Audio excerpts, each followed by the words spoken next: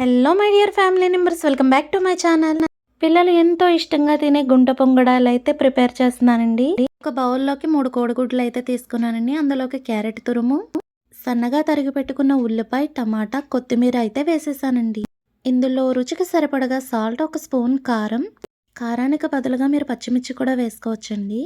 ఈ విధంగా అన్నీ వేసుకొని ఒకసారి అయితే బీట్ చేసేస్తున్నానండి. ఈ విధంగా బీట్ చేసుకొని పక్కనైతే పెట్టేశాను.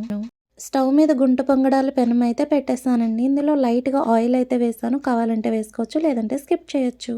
ముందుగా బీట్ చేసి పెట్టుకున్న ఎగ్ మిశ్రమాన్ని అయితే ఈ విధంగా మొత్తం వేసేసానండి.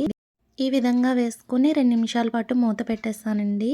2 నిమిషాల తర్వాత మూత తీసి రెండో వైపు కూడా తిప్పేసానండి. చూడండి, చాలా ఈజీగా అయితే తిరగబడిపోతున్నాయండి.